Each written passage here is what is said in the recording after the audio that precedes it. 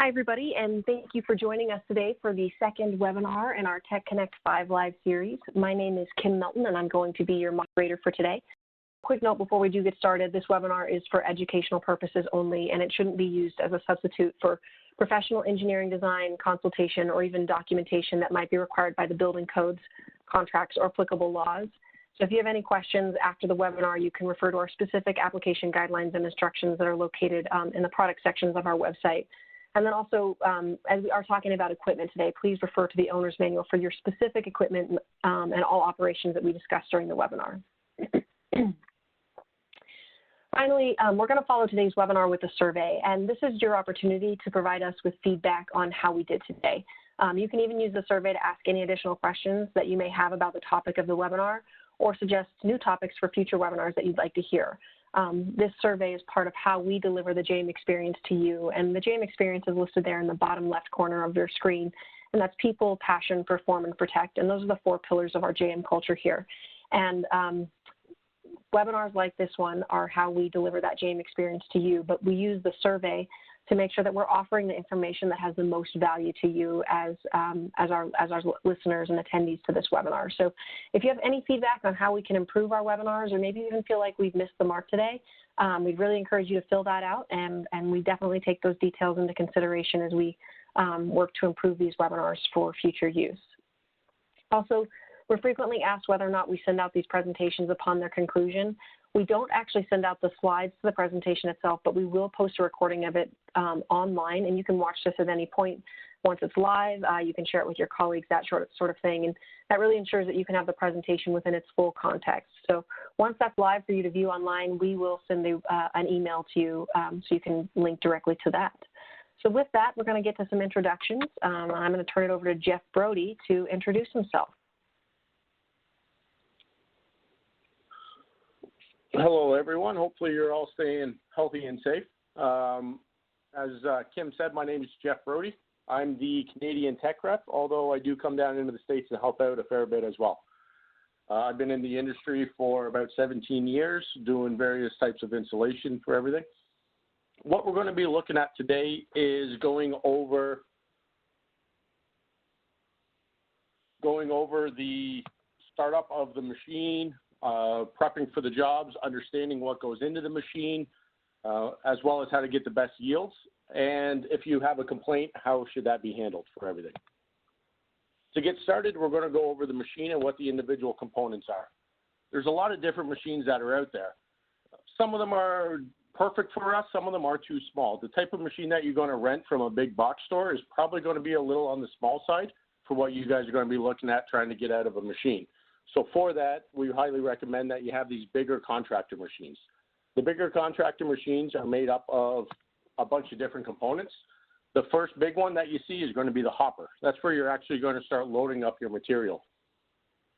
On this hopper, right here, you can see that there is a little bit of a shelf. That shelf is big enough to be able to put your bag on. When you open up your bag, you end up cutting the ends of it, and then you cut the back of it so that it pushes out to go into the hopper for everything. If you notice, it comes out pretty chunky. It's the job of the hopper to break it up, fluff it up a little bit so that you can get the most out of the product for everything. Around 80 to 90% of the processing of the material is going to be done within that hopper and the components that's going to be inside your hopper.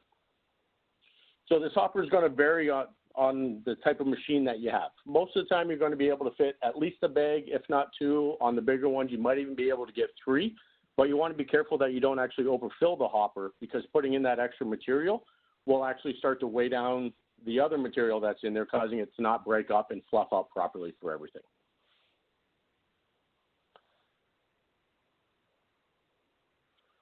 Another component that's going to be in your larger machines is going to be this breaker bar that you see. And that's going to be this big bar that you see right down here.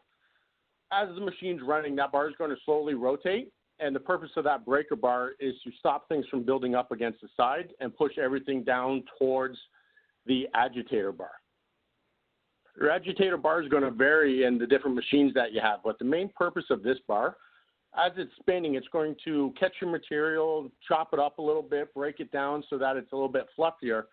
And when it's doing it, on your average machine, it's going to start pushing everything towards your outlet, which you can see right down here. But then on bigger machines, the paddles are actually going to push it away from there so that it goes into what's going to be called your auger. Your augers aren't on every machine. It's only going to be your larger machines that has it. And the auger has a little channel that's at the bottom of it, and it works as a corkscrew. So that when the material gets broken down, it falls into this auger, and then that auger pushes that material to go towards the output of your hopper. At the output of your hopper, you're going to have a thing called a shredder. The shredder is where you get a lot of aggressive breakup of your material. So all those little clumps that you see in there that didn't get broken down by the paddles from the auger or the agitator are going to fall into here. And just like its name, the shredder, it's very quick. There's a lot of fingers in there. As it goes in, it really, really breaks up that material to cause it to expand to be more what we want. As I said earlier, 80 to 90% of all the fluffing up that your material does to be able to get the yields is going to be done within this area. So this shredder is that last good breakup that you're going to get out of your material. From there, your material is going to fall into what is going to be called your airlock. This airlock is a small section that's kind of separate from your hopper, from your hose, and this is attached to your blower, which blows the air through here down your hose. So as this goes by, it looks like a paddle from one of those old river boats. And on that paddle, each paddle has a seal on it.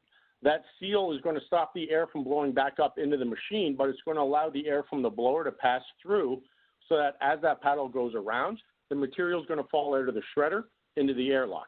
From the airlock, once it lines up with the blower and the hose, that blower now allows that material to get pushed down through the hose. A very common problem with the machines is that this airlock does get worn out from dirt, stones, wood from broom handles that get caught up, plastic that gets caught up inside your machine. And over time, these seals do wear out. We highly recommend that these seals are looked at least once a year and replaced so that you can get all of that air actually going out your hose. If that air doesn't go out your hose, it's going to create more issues for you, and it's going to blow that material back up into the hopper, creating distribution issues for you. From there, the next major component is going to be your blower. Your blower is going to be attached to your motor so that as your motor spins, your blower starts spinning. When your blower starts spinning, it creates the air. That's what allows for the material to blow through your machine properly. From there, the drive motor. There's three main types of drive motors that you have. One is going to be your fuel supplied engine that you have to start up and you adjust the RPMs for how fast you want it to run. One's going to be your electric motor so that you have to plug in your machine to some other type of power source if you don't have it in the back of your truck. And then the other is going to be your PTO, which is your power takeoff. This allows you to use your engine from your truck to actually start to power up the machine to cause all the gears and all the components to start spinning to be able to deliver the material. From your motor, you obviously have a gearbox so that you can control the speed at which all the components spin.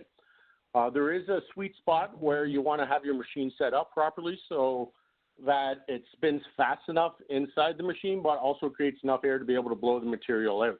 Your gearbox is what's going to allow you to take that power from the motor and put it to all of those individual components so that you can get everything all working properly at the right speed and the right timing for you. And then your hose. Your hose is a very important thing that a lot of people look over. They think it's just your delivery, but it's not. Your hose is still accountable for 10 to 20% of the processing of the material. Inside your hose, there's actually a lot of, when it's brand new, it's corrugated, so there's a lot of very rigid edges that are in there. And as the material blows through that hose, it catches that edge, and it causes it to fluff up as it goes through the hose. So over time, you keep hitting it and hitting it and hitting it, those edges tend to wear down. When those edges wear down, there's no longer that nice sharp edge for it to hit to cause it to fluff up, so it's just going to blow by. So it actually loses the whole purpose of having that hose there for the processing of your material. So you want to make sure that you always have that sharp edge. Because of that, you want to replace your hose at least every 6 months, so twice a year, and you want to rotate it because there are edges on both sides every 2 to 3 months. That way you can always get the best performance out of your hose to be able to get the best yields out of your material. The next section that we want to talk about is measuring the job. When you get to the job site, you want to make sure that the job is actually what you want it to be so that you're not underquoting everything. To do that, first thing you want to do is calculate your area. To calculate your area, it's that simple math, length times width equals your area. The problem with a house is it's not always a square or a rectangle. There's a lot of different sections that are involved with a house. So you might have to take the area of different sections, add them all up to see what's going on. Another thing to keep in mind is you want to go up into the attic to make sure that the attic covers all the area that you're actually measuring. There's a lot of times where over top of a doorway or a room that you don't necessarily think of, the attic does expand over there. So now you have to look at if you're going to be spraying that area or not at the same time. So you want to make sure that everything up in the attic is calculated down below when you're looking at it. It's not a bad idea to get the blueprints and verify with the blueprints that what you got calculates to the total on the blueprints. Also, another thing when it comes to area is not always the inside walls that you get a measure, but you also have to take into account the outside. So if a wall's 2x6s, that's an extra foot all the way around the entire building that you want to make sure that you include, because when you go up into the attic, you don't stop where the drywall is, you keep going over top of that wall. The next thing that you'll want to look at is the coverage chart. It's very important to always look at the material coverage chart that you're using. There's lots of different materials that are out there. JM even makes multiple materials that are out there. But the key thing is always looking at which R value you want to go with. So if we're going to measure a job, let's assume that we're doing a 2,000 square foot job and we want to do it at R38, we're going to look at this material chart and we see R value, R38. All these numbers that are along here are all the numbers that we want to focus on for this job. So we're going to look at that, and then we're going to see this 13.4. That's how thick we have to blow that material into the attic. And then another number that we really want to pay attention to is this last number over here, and that is the coverage that each bag is going to get.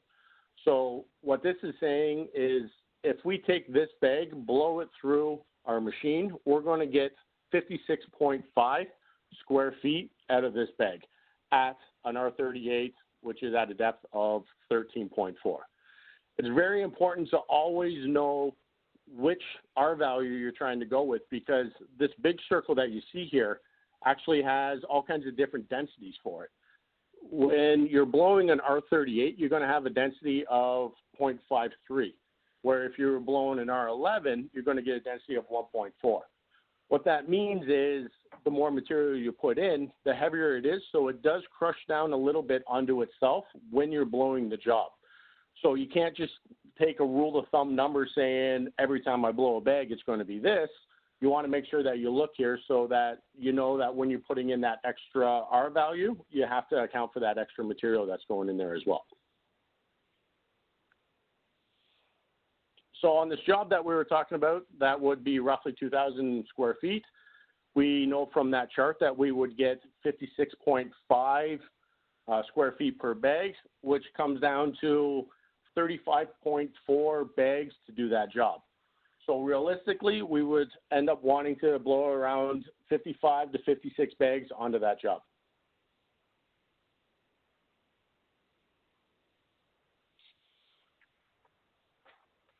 So the next step is going to be prepping for the job. First of all, we want to make sure that we have all the proper safety equipment. In order to do the blowing wool, you want to make sure that you have safety glasses to protect your eyes, the gloves to protect your hands, and the N95 dust mask so that you can protect your breathing. You don't want to be breathing in all the little small glass particles as you're blowing everything. It's going to make for an irritated throat. When you get started doing the job, the biggest thing is knowing what depth you want. In order to know the depth, you want to use an attic ruler. For us, JM, we provide attic rulers for you. All you have to do is let us know and we can give them to you. Every 300 square feet in an attic, you should have another attic ruler. That way, it's very easy to make sure that you're getting that constant level material so that you're not overblowing attics or even underblowing attics. Another note with the attic rulers, not all materials are made the same. So it's very important that if you're using JM, make sure you use a JM attic rulers. Some of our competition out there has R40 at this level, R30 at this level, and it's actually different thickness that you would have to blow.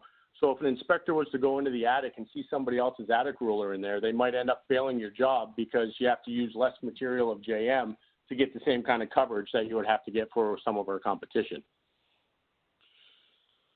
Another prep job that you're going to do for an attic before you start to blow is make sure that you put in all your baffles. When you put in your baffles, every local area is going to have their own ruling for how many baffles you need, but it's very important to make sure that they are in there.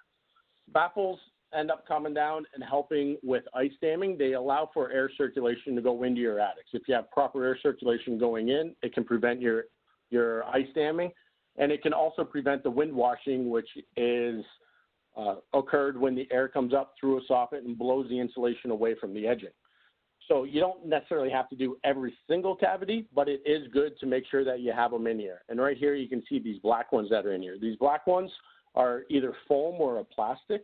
You can also purchase a cardboard, but it's not necessarily recommended because the cardboard can start to absorb water. And if it absorbs water, it can start to get heavy and start to tear and fall down. And that totally defeats the whole purpose of having these baffles inside your attic. Another thing that you want to prep before the job is going to be your attic card. You want to make sure that you fill it out appropriately for the job site that you're at, for the thickness that you're doing, how many bags you're doing, and everything. All the information is going to be labeled right in here, so it's very easy to follow to be able to fill out properly. So now that you've got the job all set up, everything's done properly, you're getting ready to actually start blowing the material now. When you're blowing the material, you have control over four main things. The first one's going to be your engine speed.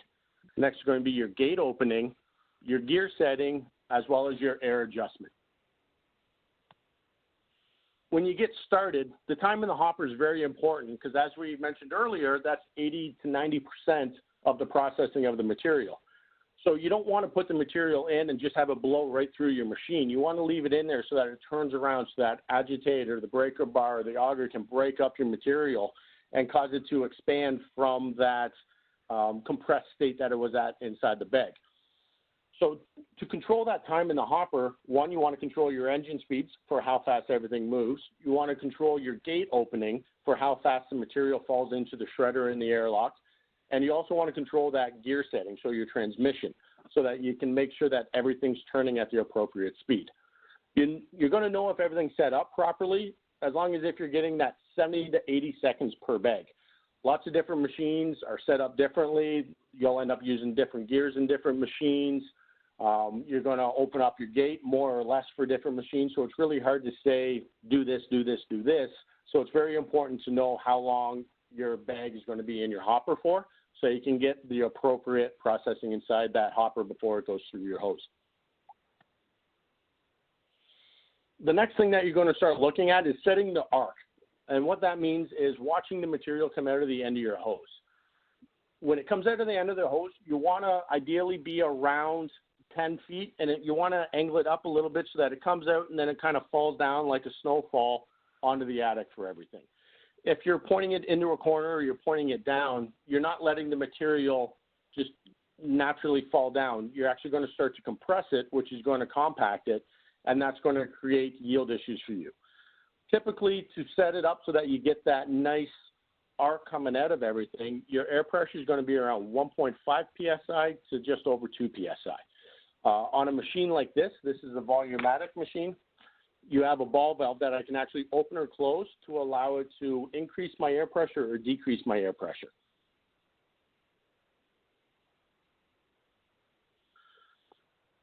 Here's a picture of just somebody going in. You can see the arc going out, and it goes up a little bit, and then it falls down for that nice natural fall for your material.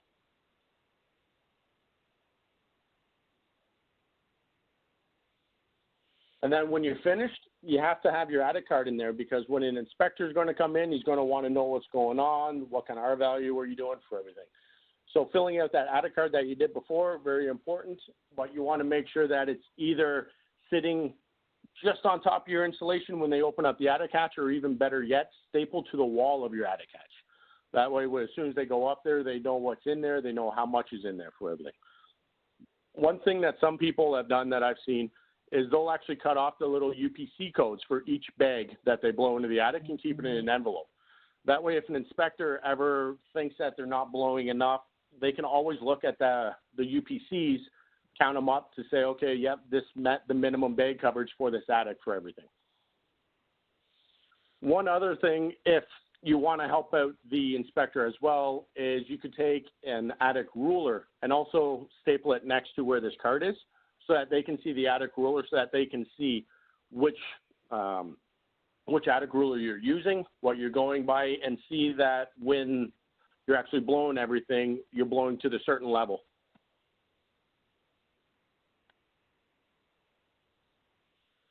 So the next thing that you're going to be concerned about is the consistent yields.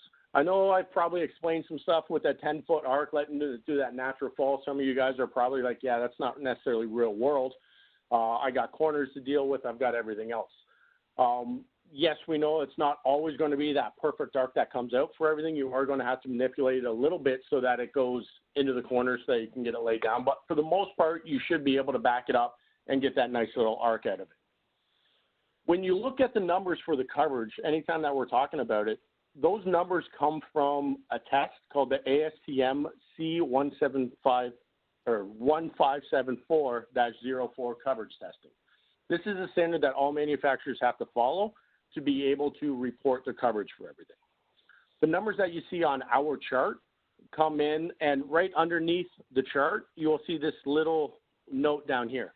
That's saying that we were using a Volumatic 3 blowing machine with 150 feet of 4-inch hose. Our settings were at 18 inches for the gate. Our air pressure was at 1.5, and our gearbox for transmission was set to 4th gear. That's how we did all of our covering to get these numbers. If you had the same machine set up in this same way, you should be getting basically the numbers that we're seeing on this chart. Other machines are definitely going to vary, but that doesn't mean you shouldn't be able to hit these same numbers. When we're doing the test states that we start off just blowing everything into what's called a boat, and that boat is a set amount, a set size for diameter, and we fill it up, we level it off. When it's leveled off, we look at the weight. From that weight, we can determine how much material was put into that.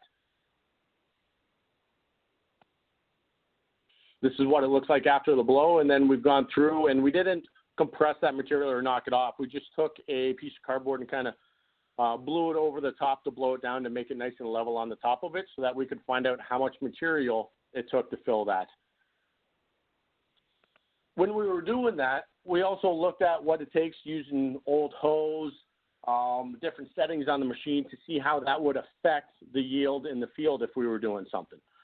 So not only did we do it in the lab in those conditions, but we have all of our tech reps that were out in the field, and we've been out talking to people, looking at different yield things to find out what causes poor yield. So some of the mechanical things that we found for poor yield was worn blowhose. Worn blowhose can count for 10 to 15% loss in coverage. This is probably one of the most common issues that we see in the field. As I said earlier, your hose should be flipped every 2 to 3 months and then replaced every 6 months. If you're doing that, you're always giving it that nice sharp edge so that that material can hit it and cause it to expand as it goes through for everything. If 150 feet of 4-inch hose costs you $600, that might sound like it's a lot, but if you were to look at every job and every job was to be over by a little bit, let's say $50, that's 12 jobs. How long does it take you to do 12 jobs to get that extra hose? After that, it's pure extra profit that's going into your pocket. If you go for a year or longer without replacing your hose or flipping your hose, that's just costing you a lot of extra coverage that you don't necessarily have to lose. It's a very easy fix. It's as simple as put your hand inside the hose and you can feel if those ridges are worn. If you put it in the one way, it's going to be very smooth if it's worn, and then you put it in the other way and you're going to feel that nice sharp edge. So it's very easy. Just keep sticking your hand in there from time to time, obviously with the machine off and no air blowing, so that you can feel how worn your hose is, and when it gets too worn, make sure you flip it or replace it. The other thing that happens to hoses all the time is you get your blowouts. They get caught on a nail. They get rips. Lots of stuff happens as they're getting pulled on these construction sites. So the quick, easy response for that is let's tape it up. Or instead of putting in the actual metal connector that you need to go from one hose to another hose, you just tape it up. The problem with the tape is it can make everything so that's not aligned properly. If it's not aligned properly, that can create little backups or a little wall that the material has to hit to cause it to compress inside the hose. So that extra duct tape that you put in there and those extra blockages that you're putting throughout the hose could account for 10 to 15% of loss of your coverage. Other than that, when the hose is laying on the ground, you want to make sure that you're not kinking it going around corners. You want everything to be a nice gradual bend. Coming out of the truck, going down into the house, up into an attic hatch.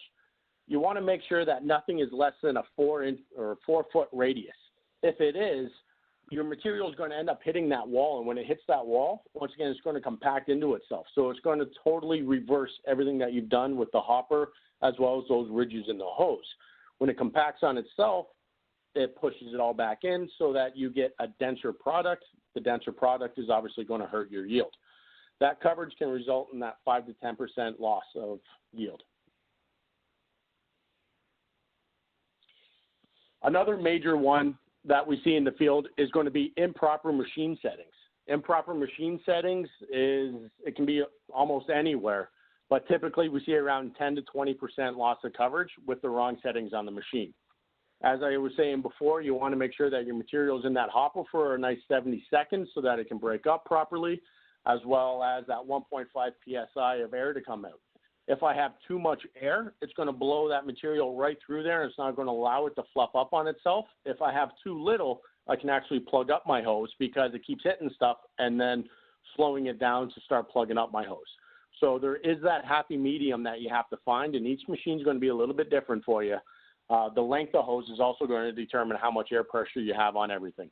So you want to make sure that it's set up properly, and that's where that 10-foot arc coming out tells me that my air pressure is set up properly to allow my material to come out of my hose the proper way. Worn airlock seals. That can account for 5% loss in coverage. A lot of people, that's something that they ignore because the machine's still running, stuff's still coming out, so they don't think about them. But that is definitely something that will cause a loss of coverage.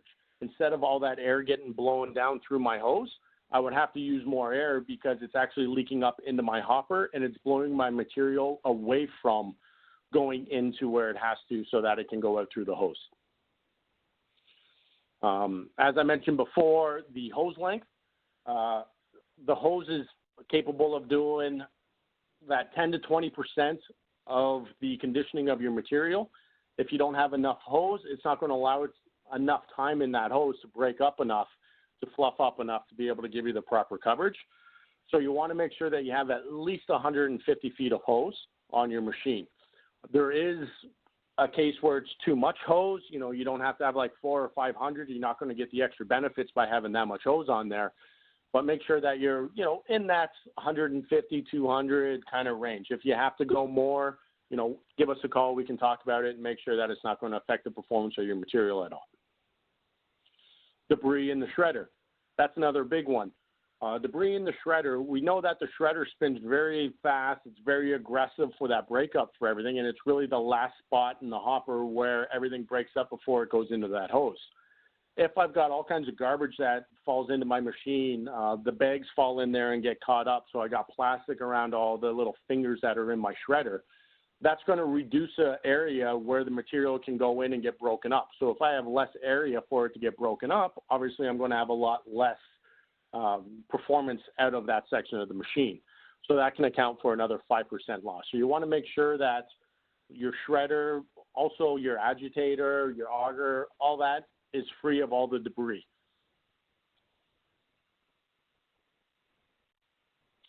And then the other issues that we see from the installers, as I said earlier, was if you start putting your hand in there and you do the whole attic with your hand in front of it, or if you put a piece of cardboard in front of it or anything at all like that, that's going to cause the material to hit that, compress back in on itself before it lays down. So yes, going into a corner, yes, going into those tight spots, you're going to do that for a little bit, but as soon as you get out of that area, you want to back up and get that nice little arc for that nice little free fall so that the material can stay fluffed up the appropriate way. The other thing that can affect it is if you're knowingly using wet material or hard material. When you open up that bag, you're going to get that nice spring, that nice pop out of the material as it falls into your hopper for everything. If you open it up and it doesn't do anything, that's a sign that the material is wet, or in some cases I've seen really, really old material not expand the same way that a brand new bag would. So you want to make sure that when you're storing the material, you want to keep it nice and dry, and you want to use it in a timely manner for everything. That can account for 10 to 30% loss of coverage just because it takes that extra amount of the material or of the machine to break up the material appropriately. And then obviously overfilling the hopper, if you put in so much material that the hopper can't handle it, it's not going to allow it to break up. You're just putting extra weight onto it. Not only putting in material, but I've also seen it where people tried to speed it up. So they had little brooms and stuff that they were sitting there moving stuff around and jamming things down to try to get it in. One, the machine's moving. You don't want to be sticking your arm or hand in there for any reason doing that kind of stuff. But at the same time, if you're compressing that material to push it down into a section where you want it to go, you want to make sure that you're not doing that because that hurts it. You just reversed everything that you did by spending the time in the hopper. And then from time to time, if you feel like you're not getting everything, you're not getting the proper yield, you've gone over all this checklist yourself to make sure that everything's working properly on your machine, and you're still not getting that coverage that you want, by all means, give us a call. Let us know what's going on with it. Contact either your TechConnect field rep or your territory manager. Let us know that something's going on. And when you do that, we would expect you to save a few bags of that material as well as send us the date code. The date code is printed onto every single bag. That's what this number and lines are down here. That tells us when the material was made, what plant it was made from. That way we can go back, track this material, and see what was going on with it at the time to make sure that everything's proper for it. That's the first steps. After that, we'll take it over. We'll work with you to find out what's going on. If we have to send somebody out, by all means we will, but most of the time we can look at this and figure something out. And that is the spray foam 1-in-1. I'm going to hand it back over to Kim so that she can go over the upcoming webinars. Awesome. Thank you so much, Jeff. So this was the second in our series of the 5 Live. The first one we had last week that was properly mothballing spray foam equipment, and that is currently available online if you'd like to watch it on demand. Up next week, we have spray foam gun maintenance. So we'll be covering that, and then also following that will be net and blow wall insulation and SPF, the 10 golden rules. So if you have any interest in attending those, it's going to be a very similar format to this that you sat in on today. And in addition to these 5 live webinars with TechConnect, we will have 3 AIA certified webinars coming up as well. One is on walls at work, one is on architectural acoustics, and one is on continuous insulation. And each of these 3 webinars, a certificate of completion and AIA credits, continuing education credits can be earned by attending these 3 webinars.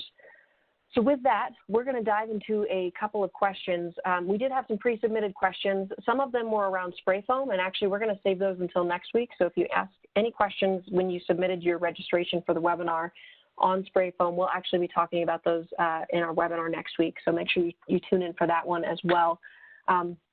But with that, I'm going to go ahead and kick us off with this first one here. And also, before I start that, sorry, I do want to introduce Tom Calzavera is also sitting on the call with us. So if any questions come through, he may also be a resource that we will be leaning on to answer some of these questions. So the first question is for you, Jeff, and that is, if we have any issues, how long do we have to keep the bags for? For keeping the bags, you want to make sure that you hang on to them for enough time that we can go through, we can come out, we can inspect everything. We may ask you to send those bags back into us. So pretty much keep them until that we say, okay, go ahead and use them, or ship them back to us. All right, excellent. The next one is, can I have too much hose? Definitely, you can't have too much hose. Like I was saying earlier, if you have like 500 feet of hose on there, not only is it a pain to move it out all the time, but the material can stay in there so long that it doesn't affect anything anymore for it, and it can actually start to hurt it because now it starts banging into too much stuff and compressing itself back down a little bit. So you want to make sure that you have enough hose for the job, but not so much that you just have extra hose thinking that you're going to do more with it. All right. You did answer this in the webinar, but I'm going to go ahead and ask it again, and that is, how often should I flip my hose, and how often should I replace it? So flipping the hose, if you're spraying every single week, doing more and more jobs, obviously the more that you use it, the faster you have to replace it. So typically what we say is that 2 to 3 month range, and then replacing it every 6 months. As I said earlier as well, stick your hand inside. When you feel that edge get very rounded, well, that's when it's time to start flipping it over or replacing it if you've already flipped it. All right, excellent. The next question is, how is installing blowing wool in walls different than installing it in an attic? So doing that, obviously you're not looking at the arc that's coming out of it because it's going into the wall doing everything. But I'm going to kind of stop right there, and if you're really interested at doing the walls, I know Jake is doing a full presentation on this on April 21st. So he's going to be covering how to put it into the walls with the netting and everything. All right, excellent. The next question is, does JM sell their own netting? As far as I'm aware, I'm going to say no. If anyone else knows if we are or not, by all means jump in on there, but my answer would be no.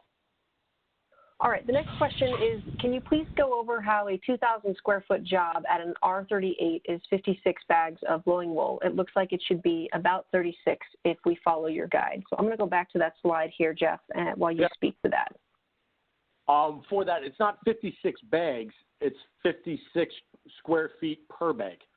So that 2,000 gets divided by 56 to give you 35 bags. All right, that makes sense. This next one, Tom, is actually for you, and that is, with non-medical and emergency people being asked not to use the N95 dust mask at this time, does JM have a recommended alternative for respiratory protection? Yes, Kim, can you hear me? Yes, we can hear you. Great. So right now, the most cost-effective way to protect yourself from nuisance dust, especially when you're blowing fiberglass, is with the N95. But with that being used for medical people out there, my recommendation is probably going to a reusable mask instead of a disposable, and then you can actually buy filters for those in N95, N99, or N100s. A lot of people that are out there aren't using the reusable respirators. They're just looking at the disposable. So that would be probably my first recommendation to go try to do.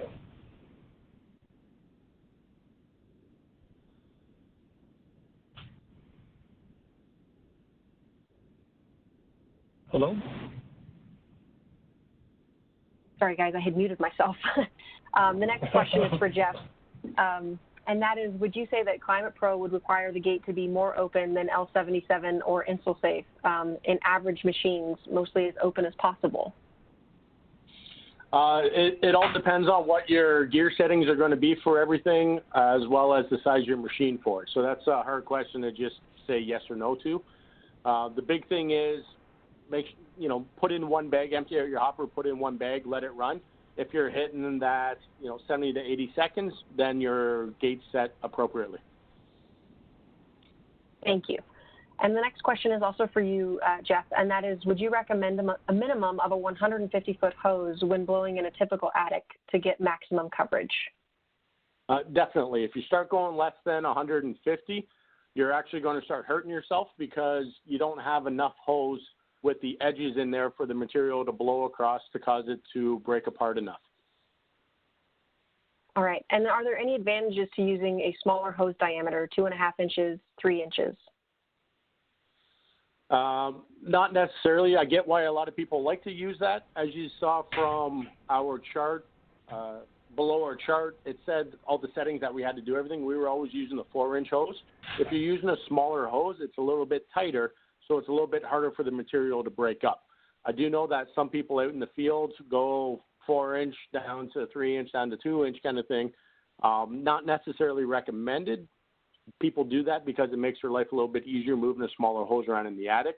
But if you're doing that, you need to know that it will affect your yield a little bit. You're not going to get the same yield that you would get if you had that nice big 4-inch hose going right from the machine all the way down. All right.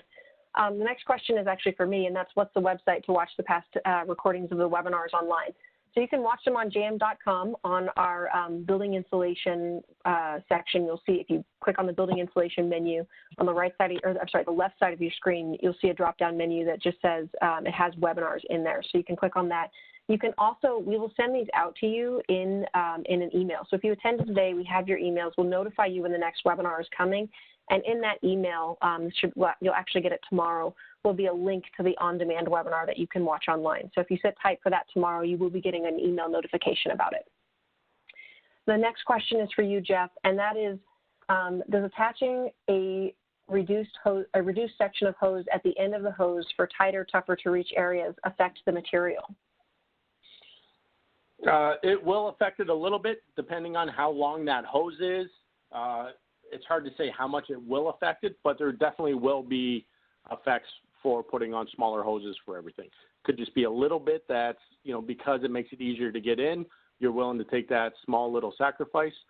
Now, if you put it at, right at the outlet of the machine and then run it down, you're going to definitely see a lot more issues with it. So if you were doing that, make that section as short as possible so that you affect the material at least the least possible. Awesome. Finally, our last question, and so that it is, what should one look into if you're getting greater net coverage than what is listed on the JMB 7600 Climate Pro blowing guide with a properly set up machine and blowing at the correct depth? For something like that, I would highly recommend just giving us a call. Let us walk through each and everything with you to verify that the settings are correct for it. Make sure, we might see something that you're not seeing with it. So there's a lot of different things that could be a possibility, so I can't just say one thing. Just give us a call and we'll help you. Excellent. Well, that wraps up our questions for today. Thank you, everybody who attended. Please join us again next Tuesday at same time, same place, for our next webinar on spray foam materials. And again, we will answer the questions that were asked on spray foam in that webinar next week. If you have any other questions, please feel free to reach out to us in the survey or via TechConnect. And with that, stay safe and enjoy the rest of your week, everyone.